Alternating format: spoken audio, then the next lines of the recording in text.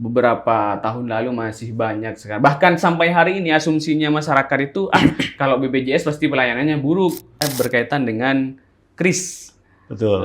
kamar rawat inap standar. Standar. Ini masyarakat juga belum tahu nih Pak, apa yang dimaksud dengan KRIS itu. Informasinya juga tidak ada kelas 1, 2, 3 lagi. Ini sama, kelasnya menjadi sama. Apakah seperti itu atau bagaimana Pak? Ini kan bagian dari transformasi layanan itu tadi gitu. Iya, betul. Tidak ada satupun kata-kata di dalam perpres itu yang mengatakan menghapus.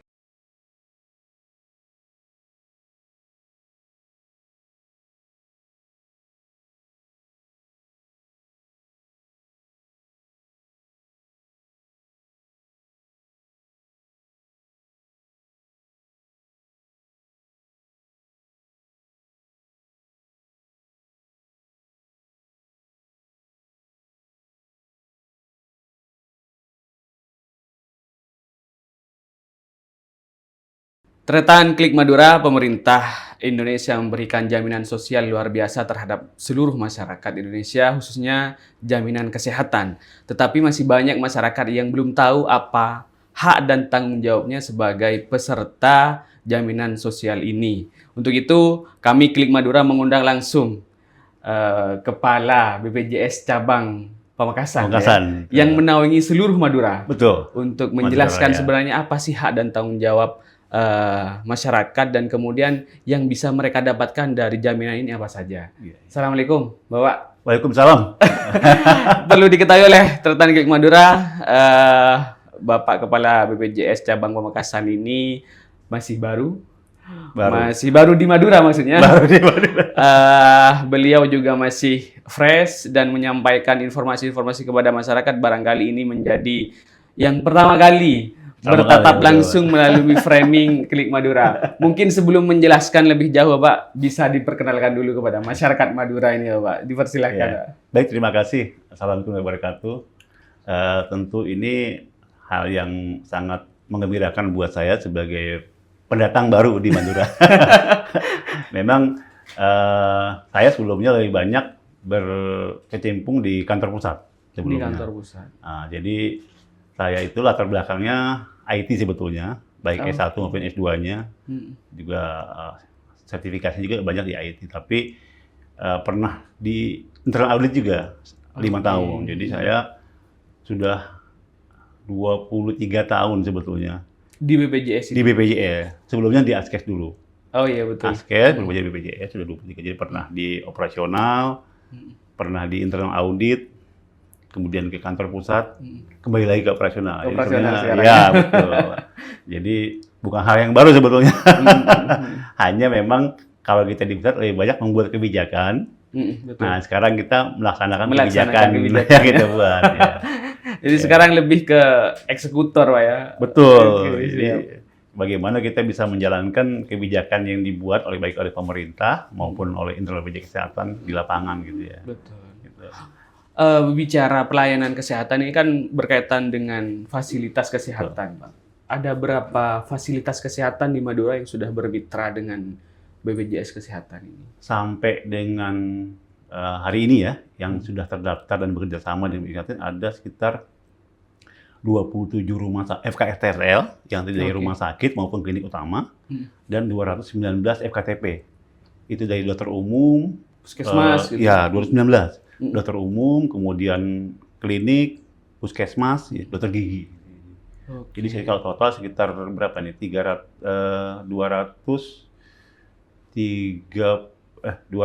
berapa nih? 219 dan 27 gitu ya. Nah, jadi berapa Mas Agung?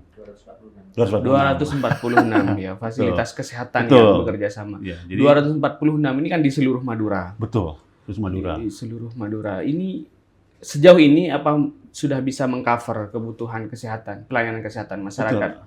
Alhamdulillah dengan jumlah nakes yang ada saat ini sudah bisa memenuhi kebutuhan. Memang kalau kita bicara secara rasionya memang masih kurang sebetulnya. Masih kurang. Rasio antara jumlah penduduk dengan jumlah fasilitas kesehatan yang ada saat ini. Tapi kan kita maksimalkan juga selain tadi kita rumah sakit juga ada puskesmas sebetulnya cukup banyak di Setiap Madura ini, kecamatan gitu ya. pasti Betul, ada pasti ada. puskesmas itu. Dan Jadi, seluruh puskesmas sudah pasti sudah mitra. karena memang kalau untuk rumah sakit pemerintah itu wajib kerjasama Wajib. dengan BPJS Kesehatan. Gitu. Dari 246 itu berarti ada fasilitas kesehatan yang masih belum bekerja sama, Pak? Masih ada. Jadi sampai dengan saat ini yang masih dalam proses ya, ada 5 FKTRL sebetulnya yang masih proses bekerja sama dengan 5 di Madura ya? Di Madura, ya? betul. Oke. Ada di Pamekasan ini ada 3, kemudian ada 2 di Bangkalan Oh. yang sedang dalam proses. Gitu. Proses bermitra ini. Iya, proses. Kan Apa sebenarnya persyaratan-persyaratannya agar rumah sakit lah katakan bisa bekerja sama dengan bermitra dengan BPJS, Pak? Ini kan mestinya harus ada standarisasi gitu. betul. Jadi memang di kami sebelum bekerja sama ada proses namanya credentialing. Credentialing itu kita melakukan pengecekan terhadap persyaratan yang dipersyaratkan baik oleh BPJS Kesehatan maupun pemerintah. Jadi kita bekerjasama dengan Dinas Kesehatan, kemudian dengan Persi ya, Persatuan Rumah Sakit Rumah juga, sakit, betul. dan ID biasanya. Jadi kita tidak sendiri pada saat turun ke lapangan. Verifikasi. Verifikasinya itu Untuk memastikan bahwa rumah sakit ini memiliki layanan betul, yang bukan rumah sakit, baik. paskesnya ya, baik itu FKTP maupun FKTL-nya ini memenuhi standar, baik standar yang diminta oleh Kementerian Kesehatan maupun BPJS Kesehatan. Gitu. Oke. Pak, seperti diketahui bahwa di Madura ini kan 4 kabupaten ini sudah Betul, UHC. betul. Artinya layanan kesehatan harus betul-betul luar biasa terhadap masyarakat karena sudah mereka keseluruhan sudah ditanggung oleh pemerintah. Ini bagaimana kemudian BPJS Kesehatan juga fasilitas kesehatan untuk mensinkronkan agar pelayanan ini maksimal begitu. Kalau kita melihat data memang ya terjadi kenaikan yang signifikan akses terhadap fasilitas kesehatan dari tahun 2022 ke 2023. Ini kalau kita lihat datanya cukup signifikan. Sehingga itu kenapa kami BPJS Kesehatan Cabang Pamekasan ini sebetulnya secara umum ya tidak pernah membatasi fasilitas untuk bekerjasama sepanjang dia memenuhi persyaratan tadi. Gitu. Oke. Ya, karena tadi secara rasio memang kita masih sangat timpang. masih kurang Betul. secara rasio, baik itu rasio tempat tidur, rasio dokter, rasio puskesmas gitu. Dan ini mungkin karena juga dengan adanya UHC ini akses masyarakat terhadap akses ini jadi terbuka. Terbuka lebar. Selama ini mungkin terhambat, tidak ada yang menjamin. Begitu dijamin oleh pemerintah, ini perbodohan. Jadi juga ini kita memberikan ke masyarakat bahwa saat ini ya saya diskusi dengan beberapa teman-teman di dinas kesehatan, di rumah sakit ini cenderung, dan juga Pak Presiden pernah bilang juga sebenarnya. Sekarang masyarakat karena ada jaminan sakit sedikit langsung ke rumah sakit gitu. Kalau dulu agak pusing-pusing sedikit udah bawa tidur aja gitu. Ya gitu. Jadi sekarang pusing sedikit mumpung gratis nih ini ke mungkin rumah kami sakit sampaikan gitu. juga bahwa di BPJS Kesehatan kita ingin memperkuat namanya di FKTP-nya, di gatekeeper, di puskesmas, dokter keluarga, klinik utama. Jadi masyarakat tidak bisa langsung ke rumah sakit kecuali dia gawat darurat ya. Tapi kalau bisa langsung ke rumah sakit. Kalau gawat darurat, Gawat darurat. Tapi kalau sakit biasa, prosedurnya adalah kita ke puskesmas atau dokter keluarga atau klinik dulu. Baru kalau misalkan nanti ada rujukan. Kalau misalnya di rumah sakit, di puskesmas atau ini tidak dibutuhkan layanan lebih canggih atau lebih sulit lagi, baru dirujuk ke rumah sakit gitu. Gitu. Artinya ini sebagai screening biar tidak semua masyarakat tiba-tiba menumpuk di rumah sakit sementara di FKTP tidak dimanfaatkan begitu Pak. Dan memang secara pemerintah pun juga sama dengan BPJS Kesehatan bahwa fungsi gatekeeper, fungsi puskesmas ini bisa diperkuat gitu, sebagai tadi ujung tombak layanan kepada masyarakat. Kan fungsinya bukan hanya sekedar pengobatan, tapi juga ada fungsi promotif dan preventif gitu ya Pak Agung ya. Jadi fungsi itu yang kita perkuat sebetulnya supaya jangan masyarakat itu tadi bentar ke rumah sakit, bentar ke rumah sakit. Ya karena mumpung gratis, betul. Kalau disuruh bayar mungkin masih mikir-mikir. Nah itu dia. Ini sekarang sudah UHC, semuanya ditanggung oleh pemerintah ya sudah tinggal berobat saja kan begitu. Nah ini yang mungkin tidak banyak orang tahu apa sebenarnya hak dari pasien dan apa sebenarnya tanggung jawab dari rumah sakit. Mohon maaf saja beberapa tahun lalu masih banyak sekali. Bahkan sampai hari ini asumsinya masyarakat itu, kalau BPJS pasti pelayanannya buruk. Kalau BPJS pasti obatnya yang kualitas buruk begitu, Bapak. Ini masih tertanam sampai hari ini di masyarakat. Ini sebenarnya bagaimana? Ya, betul, memang tidak kita pungkiri itu masih muncul ya di benak masyarakat. Betul. Sebetulnya kami di BPJS Kesehatan itu untuk peserta sendiri ini memang ada hak dan kewajiban di peserta sendiri. Misalnya tadi contoh untuk berobat, peserta itu ada regulasi yang mengatur bahwa mereka tidak bisa untuk rumah sakit misalnya, harus ke puskesmas dulu, harus ke dokter keluarga dulu yang di mana mereka terdaftar. Baru nanti kalau memang dibutuhkan layanan lanjutan yang lebih kuat, mereka dirujuk ke rumah sakit gitu ya. Nah ini memang juga masih banyak masyarakat menganggap ini kok ribet sekali ya BPJS Kesehatan gitu, harus pakai berjenjang gitu. Ini bukan ribet sebenarnya, ini konsep ini dipakai oleh semua negara sebetulnya. Tadi untuk memastikan bahwa fungsi gatekeeper, fungsi tadi dokter keluarga ini diperkuat, karena tadi mereka lah yang paling tahu sebetulnya riwayat penyakit kita sebetulnya. Dan tugas jadi tadi saya bilang di puskesmas ini bukan sekedar mengobati, tapi juga bagaimana menjaga kesehatan masyarakat, kan promotif dan preventif itu tetap dilaksanakan. Nah kemudian setelah misalnya peserta berobat, ini tanggung jawab si FKTP pun juga kami jaga gitu dengan standar mutu. Standar mutu. Jadi di dalam PKS kita dengan semua FKTP itu ada di pasal 4 terkait hak dan kewajiban. Itu bunyi. Bahkan sekarang kita meminta rumah sakit itu memasang gitu ya, janji layanan mereka. Janji layanan kalau di setiap ruangan. Setiap rumah sakit di pintu depan, biasanya di depan. Kalau ada yang bisa diakses oleh semua masyarakat. Semua bisa dibaca. Kalau kita smart rumah sakit itu ada janji layanan. 7 janji layanan di FKTL ya, 6 janji layanan di FKTP. Itu semua wajib, semua rumah sakit wajib. Dan kalau melanggar janji layanan itu ada sanksi dari ada sanksi. Jadi kami setiap periodik rutin melakukan namanya sibling. Sibling itu kita datang ke rumah sakit untuk memastikan layanan dari Paskes itu baik ATM maupun rumah sakit itu sesuai dengan yang dijanjikan tadi. Yang dijanjikan. Ada skornya. Itu kita feedback. Oke. Ini bisa berpengaruh terhadap hubungan kemitraan antara BPJS dengan fasilitas kesehatan itu tadi, ya, Pak? tentu kalau dia skornya di bawah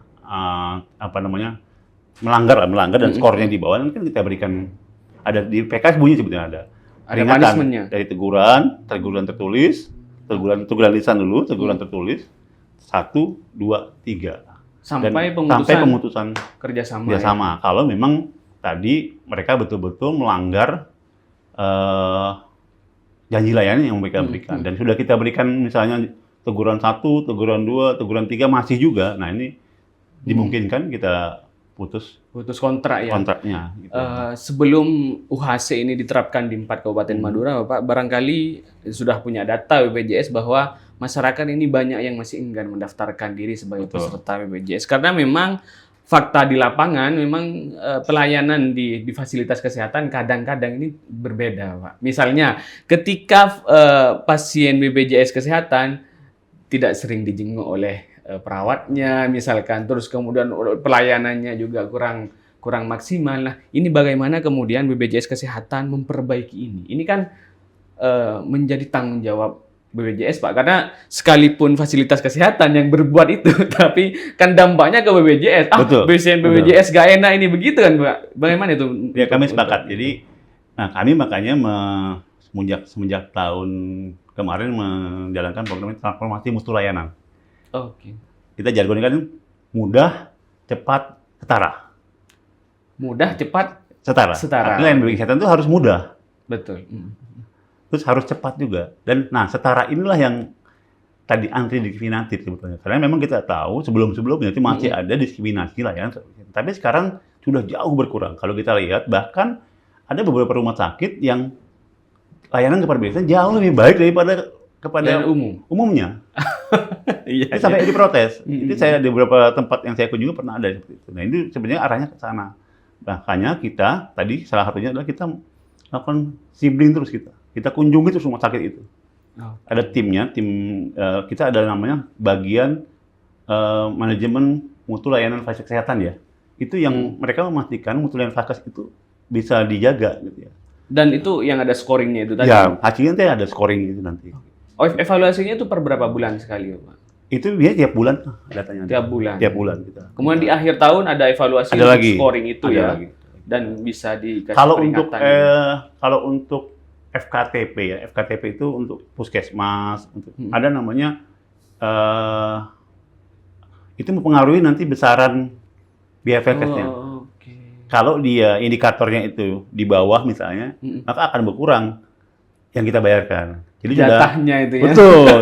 Kalau dia bagus ya 100% kita bayar. Tapi kalau dia di bawah itu ya kita kurangi. Namanya KBK ya. KBK itu kapitasi berbasis apa sih namanya? KBK itu apa? Kinerja. Kinerja ya, betul. Jadi, berarti yang diterima oleh fasilitas kesehatan ini dana kapitasinya bisa saja berubah setiap tahunnya, Bapak? Dia berubah. Termasuk juga rumah sakit? Nah, kalau rumah sakit ini lebih kepada tadi ya, kalau untuk ABK belum sampai rumah sakit, ini baru ke karena kan modelnya beda ya. Kalau puskesmas kita bayarkan kapitasi di depan. Oh iya. Jadi kalau misalnya ada peserta terdaftar 1.000 misalnya di fasilitas, nah kita bayarkan di depan. 1.000 orang itu, sakit tidak sakit kita bayarkan. Betul. Tapi kalau rumah sakit itu dia menagihkannya kalau orang datang ke rumah sakit diberikan pelayanan, baru menagih kita verifikasi dulu. Tadi benar apa tidak, nah itu baru kita bayarkan kalau sudah selesai verifikasi. Bahkan setelah verifikasi pun kita cek lagi. Kita namanya ada audit pasca klaim. Jadi setelah itu kita audit lagi gitu. Benar nggak jumlahnya segini? Betul. Benar nggak penyakit ini ditanggung oleh BPJS? Oke. Ini untuk memastikan bahwa tidak ada kebocoran-kebocoran. Itu sudah tercantum dalam PKS sebetulnya. Jadi dari PKS itu disampaikan bahwa selain kita verifikasi, ada lagi audit gitu. Audit pasca. Betul, pasca klaim. Kalau sudah diaudit ya biasanya ada yang tidak pas, nah itu dikembalikan. Ya, Pak, ini yang barangkali perlu disampaikan kepada masyarakat dan masyarakat harus tahu ini.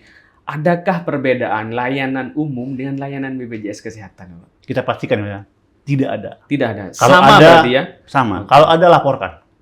Okay. Kalau ada misalnya fasilitas yang berbeda sama dengan kesehatan, memberikan layanan yang tidak sama, diskriminasi tadi itu ya, tidak setara, laporkan. Ini utamanya di puskesmas Pak. Kalau di rumah sakit barangkali jarang lah terjadi begitu. Tapi kalau di puskesmas ini banyak sekali keluhan. Kita ini kan orang media, biasanya masyarakat banyak mengeluh dengan kita. Ini banyak sekali laporan-laporan begitu. Ini apa kemudian sanksi yang akan diberikan kepada puskesmas ini kalau misalkan memang mereka memberikan pelayanan yang tidak sama dengan tadi ya seperti tertuang di dalam PKI kan ada. Di dalam PKI itu bunyi sebetulnya bahwa fasilitas kesehatan harus memberikan layanan yang setara. Setara. Nah, itu kalau dia ada muncul laporan, tentu kan tidak bisa kita langsung kita cek dulu, lakukan konfirmasi ke puskesmasnya apakah betul itu dilakukan misalnya. Sama rumah sakit itu juga apakah betul. Akan dilakukan dulu kita melakukan kalau bahasanya tabayun lah ya. Tabayun dipastikan kalau benar ya kita kasih sanksi tadi. Ada teguran 1, 2, 3 sampai dengan pemutusan kerjasama. Dan kami juga ada petugas kami sebetulnya kalau di rumah sakit petugas namanya PIPP ya. Itu bagus ya Pak. PIPP, petugas yang itu biasanya ada di kalau di rumah sakit itu muncul namanya, nomor handphone sama orangnya, nomor handphonenya bisa dihubungi. Petugas dari BPJS itu. BPJS Kesehatan. Gitu. Dan juga ini menjadi penyambung lidah antara masyarakat betul. dengan BPJS. Jadi mereka bisa langsung menyampaikan informasi baik keluhan ke petugas tadi atau melalui aplikasi BJKN. Bahkan kami juga ada program kesan namanya. Kesan itu peserta yang sudah selesai berobat itu memberikan rating ke paskes itu gitu. Itu berbentuk bintang gitu. Betul, bintang. Iya, betul. Itu ada bintangnya. Jadi kalau saya berobat, nah biasanya kalau saya pegang BJKN itu muncul BJKN saya bisa memberikan kalau rating. Dulu manual biasanya puas, sangat puas ya, gitu ya. Gitu ya. Bintang aja rating. Rating. Okay. Kesan namanya Mas Agung ya, kesan gitu. Ini sebagai upaya dari BPJS Kesehatan untuk menjaga standar mutu pelayanan itu tadi Pak ya. Betul. Karena tadi saya bilang kita kan sedang melakukan proses transformasi mutu layanan ya. Ini menjadi bagian program kita memastikan layanan kepada peserta JKN ini meningkat. Gitu meningkat. ya. Karena kan kita tahu bahwa rumah sakit itu sekarang peserta terbesarnya peserta JKN. JKN, betul. Bahkan barangkali pendapatan mereka yang penyumbang pendapatan asli daerah juga dari ya, itu. Kalau rumah sakit rata mungkin 80-90% karena peserta JKN. Gitu. Peserta JKN. Tentunya makanya kami menyampaikan karena kita sebagai terbesar di sana ya tentu pelayanannya harus Ini kan jauh sudah lebih baik. menyumbang kontribusi luar biasa. Betul. Mestinya pelayanan juga baik terhadap masyarakat kan begitu. Alhamdulillah ya kita juga dengan dinas kesehatan itu sama gitu punya ini yang sama semangat gitu. yang sama, visi yang sama untuk memberikan pelayanan terbaik kepada masyarakat.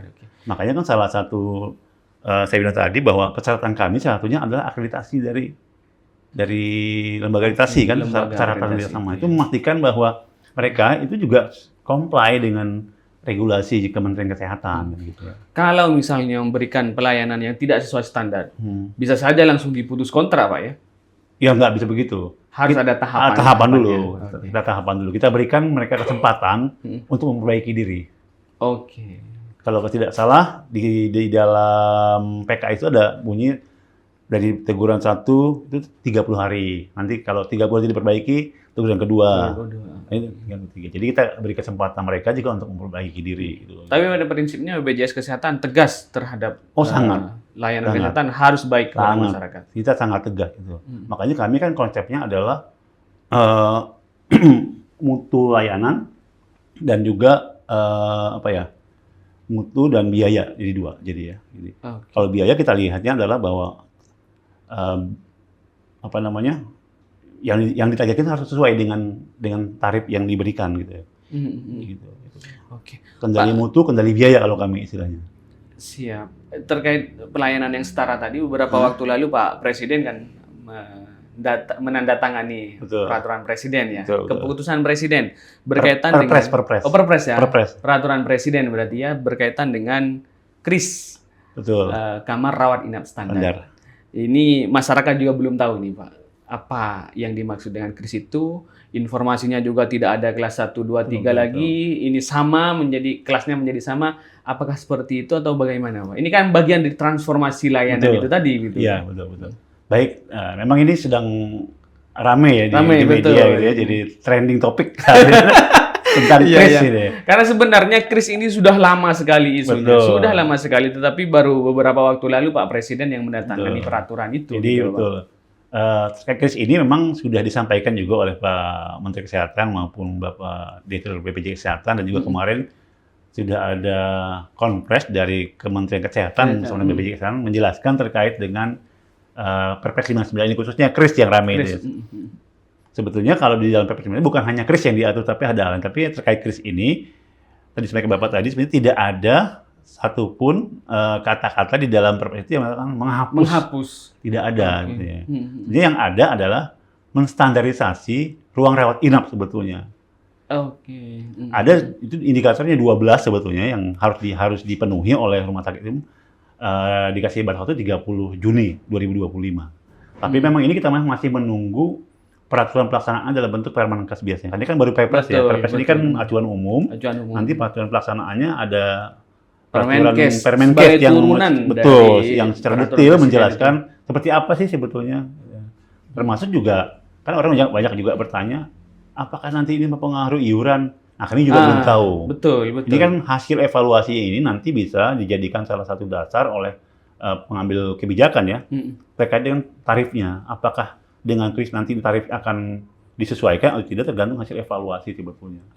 Tapi artinya untuk sementara ini kelas itu masih ada, tetap ada. Tetapi ada standarisasi kamar rawat inapnya. Standarisasi buat kelas 1 mungkin seperti ini, kelas 2 seperti ini, kelas 3 seperti ini. Berarti kelasnya tetap ada begitu, Pak? Tetap. Jadi disampaikan statement dari Pak Menkes maupun Bapak Direktur BPJS Kesehatan bahwa tidak ada penghapusan kelas, tetap ada. Yang ada adalah standarisasi ruang rawatnya untuk meningkatkan mutu layanan tadi. Karena di Tenggarai masih ada Vaskes yang belum menstandarisasi Kamar rawat inap. Masih Artinya ada nanti kalau ini betul-betul diterapkan, kamar rawat inap yang ada di Papua dengan kamar rawat inap yang ada di Jakarta. Jawa, di Jakarta sama. sama, Oke. sama.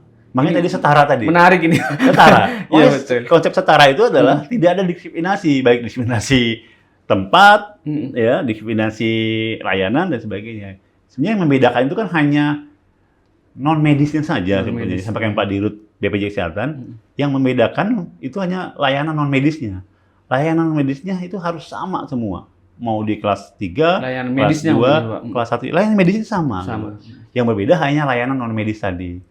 Ruang rawat kan masuk layanan non medis sebetulnya. Nah, ini yang akan distandarisasi supaya sama semua, mungkin sama setara lah ya. Setara, dengan betul. setara, gitu. Nah, bagaimana kemudian ketika ada fasilitas kesehatan, katakanlah puskesmas nih Bapak, yang memiliki standarisasi yang tidak sama gitu. Misalkan katakanlah di Sumeneb, Pak. Sumeneb Kota dengan puskesmas yang ada di Sumeneb Kota dengan puskesmas yang ada di Kangean, yang ada di Masa Lembu misalkan, yang ada di Sapekan, barangkali fasilitasnya tidak sama. Apakah ini menjadi tanggung jawab pemerintah untuk menyetarakan itu gitu? Ya.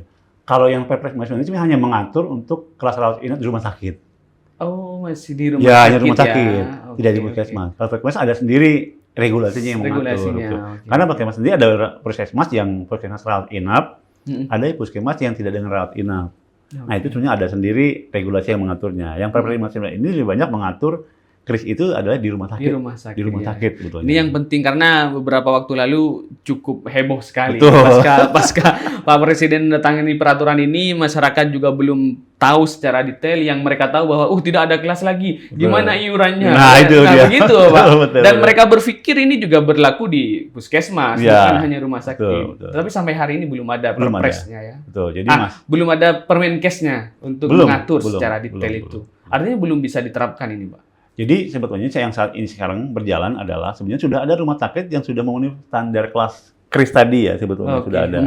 Tapi tetap saat ini kan masa batasnya tanggal 30 Juni 2025 ya, dan kita juga masih menunggu Permenkesnya aturan detailnya. Jadi tetap saat ini baik itu tarif, kemudian prosedur masih sama seperti yang saat ini berjalan. Sebelumnya, gitu. yang Betul, saat ini betul, berjalan betul, gitu. betul, Ya. betul.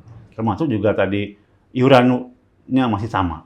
Masih Tidak ada sama. perubahan, betul. Masih ada Kelas 1, kelas 2, kelas 3 itu masih tidak masih ada perubahan ya. Masih ada. Sampai ada aturan lebih lanjut nanti. Betul. Apakah akan ada perubahan atau tidak? Betul. Belum bisa memastikan. Masih. Mudah-mudahan tidak ada perubahan. Biar tidak masyarakat ini semakin mendapatkan pelayanan terbaik, tetapi iuran yang dibayarkan tetap standar Betul. sesuai yang sudah berjalan gitu. Siap, terima kasih Pak Kepala. Ini penting Pak. Mohon maaf. Beberapa waktu lalu kan ramai di Pamekasan Ya. seputar dengan temuan BPK, ya. Ada sekitar 500 orang yang sudah meninggal katanya, Betul. tetapi masih tetap dibiayai kesehatannya oleh Betul. BPJS. Ya. Ini sudah ada koordinasi Pak dengan Jadi ini sampai saat ini saya belum bisa menjawab itu karena saya belum mendapatkan LHA yang resmi dari BPK Oke. maupun dari stakeholder lainnya. Jadi saya belum bisa menjawab itu.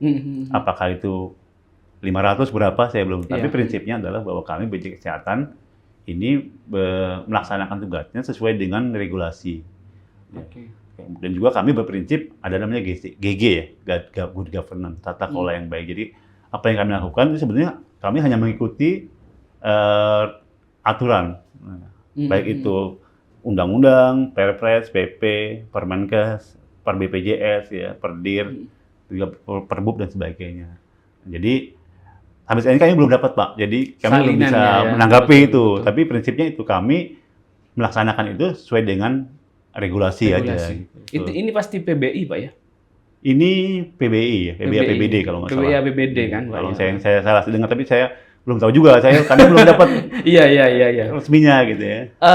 Barangkali secara detail persoalan itu karena BPJS belum dapat salinan dari BPK. betul. Tetapi pada umumnya peserta PBI APBD ini melalui verifikasi yang melibatkan BPJS. Pak. Ya, jadi tahapan atau alur ya peserta PBI APBD ini mendaftarkan kan setelah kita melakukan PKS dengan Pemda ada alurnya. Nah, mereka itu mendaftar melalui puskesmasnya dengan menunjukkan NIK. Jadi syaratnya adalah NIK mereka itu ada di Dukcapil, terdaftar di Dukcapil masing-masing daerah. Misalnya Di luar peserta BPJS berarti ya? Hah? Di luar peserta BPJS ini? Jadi ini sebenarnya bukan di luar, jadi penduduk. Misalnya penduduk Pamekasan. Nah, ini yang mau yang belum menjadi peserta BPJS Kesehatan, yang belum dijamin. Ini kan mereka mendaftarkan dirinya melalui puskesmas sebetulnya. Nanti di puskesmas ada aplikasinya, akan di-entry. Salah satunya syaratnya adalah NIK-nya itu terdaftar. Oke. Ini untuk memfilter bahwa benar mereka itu warga Pamekasan. Pamekasan misalnya. Nanti setelah itu dilakukan verifikasi atau persetujuan oleh Dinas Kesehatan sebagai pengampunya, kalau nggak salah ya, pengampunya Dinas Kesehatan persetujuan. Nah, setelah itu baru ke kami, ke BPJS Kesehatan, kita daftarkan sebagai dan aktif dia bisa nanti dilayani di. Nah, berikutnya kami juga melakukan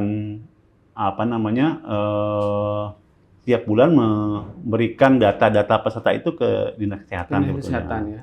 By name, by address itu? By name, by address. Dan itu nanti kalau misalnya ada peserta yang meninggal, itu langsung kita aktifkan langsung. Nah, memang prosedurnya untuk menonaktifkan itu satu, peserta meninggal. Nah, peserta meninggal ini kan harus ada surat keterangan meninggalnya. Ada dinas. Atau misalnya ada kalau kami kan sudah juga terhubung dengan rumah sakit. Kalau di rumah sakit dia pulang meninggal, maka kalau di sistem kami otomatis muncul dia meninggal, Pak. Meninggal. Ya? Nama itu. Ya, gitu betul. Ya? Okay. Nah, itu yang kedua, yang ada laporan nih dari masyarakat, dari Dinas Kesehatan maupun Dinas Dukcapil gitu ya. Nah, memang agak susah ini kalau peserta meninggal tapi tidak melapor. Tidak ada laporan, juga tidak ada surat keterangan. Nah, iya, ini yang baik kami maupun Dinas Kesehatan kan tidak pasti bisa kesulitan. mendeteksi. Pasti kesulitan, Pak. Kemarin kami diskusi dengan Bapak Sekda beberapa kabupaten. Salah satu kesulitan itu memang di lapangan di Madura ini khususnya,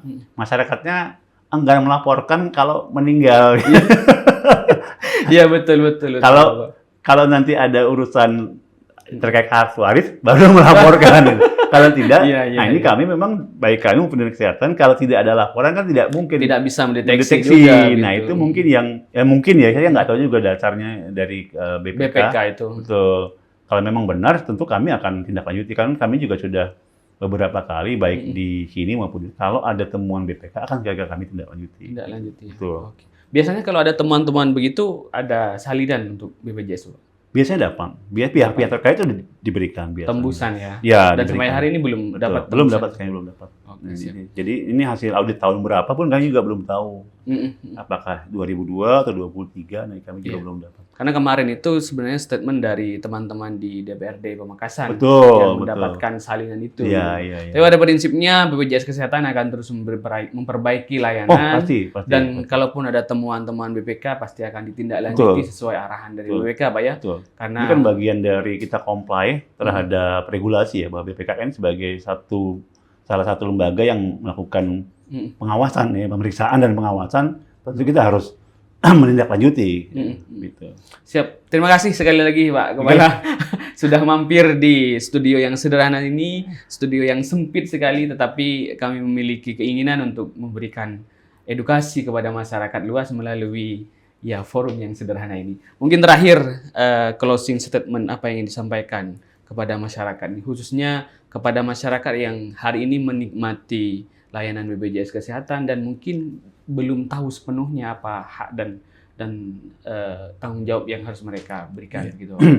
Baik, terima kasih. Jadi yang pertama saya terima kasih ke Klik Madura nih. Siap. Ini salah satu bagian dari kami ya, memberikan pemahaman kepada masyarakat melalui media khususnya. Karena kan kalau tanpa media susah juga kita.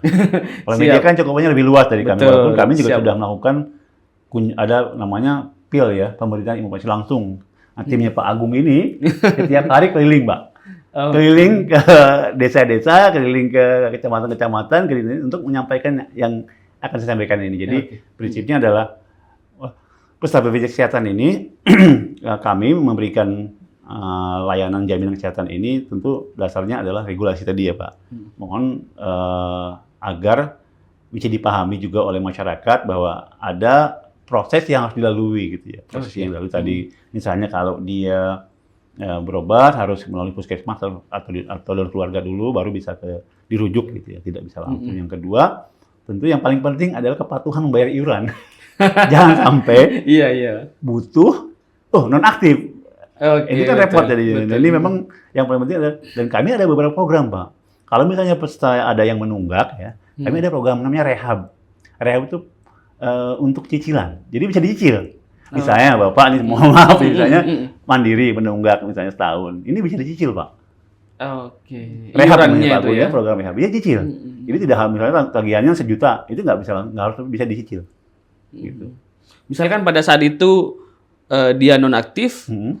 terus kemudian butuh layanan kesehatan, masih tetap bisa dilayani dengan catatan harus menyicil itu. Ya dilunasi dulu. Oh, dilunasi Atau dulu. itu tadi program rehab. Oke. Kalau program rehab dia bisa membayar cicilan sesuai dengan yang disepakati, nanti bisa aktif gitu. Oke. Tapi kalau tidak bayar iuran nggak bisa. Nggak bisa aktif. Iya. Karena dasarnya kan Itu kewajiban yang harus betul, dilakukan. betul. Makanya saya mengimbau kepada semua peserta kesehatan, terutama yang mandiri, ini bisa secara rutin membayar iurannya gitu. Dan bisa memanfaatkan tadi program-program rehab, termasuk juga kepada pemberi kerja. Ini pemberi kerja itu termasuk badan usaha, cuma Bapak Lagri Madura, ini jangan lupa mendaftarkan pesertanya semua gitu ya. Jangan sampai sebagian didapat, sebagian tidak. Kasihan yang tidak tadi. Karena di Madura ini, khususnya di Pamekasan, masih ada berapa puluh ribu orang yang belum terdaftar gitu. Masih ada. Jadi mungkin salah satunya bisa mendapatkan secara mandiri kalau harapan kami gitu ya. Karena kalau melalui program PBID kan itu hanya untuk yang tidak mampu lah ya. Kalau yang mampu ya kalau bisa ke mandiri ya gitu. Kalau ada tunggakan silakan manfaatkan fasilitas rehab tadi cicilan. Ya, jangan sampai begitu sakit nonaktif, kasihan juga gitu kan. Siap. Gitu. Oke, terima kasih Pak Wela Ya. kehadirannya. Terima kasih seluruh kru, seluruh tim dari BPJS Kesehatan yang sudah juga hadir di studio kami. Semoga apa yang menjadi perbincangan kami dari tadi menjadi bahan edukasi kepada masyarakat Madura secara umum, Pamekasan secara khusus, dan barangkali Indonesia. Terima kasih sekali lagi. Akhiron lillahi fi sabilil haq wallahul muwaffiq ila aqwamit thoriq. Wassalamualaikum warahmatullahi wabarakatuh. Waalaikumsalam warahmatullahi wabarakatuh. Siap. Terima kasih.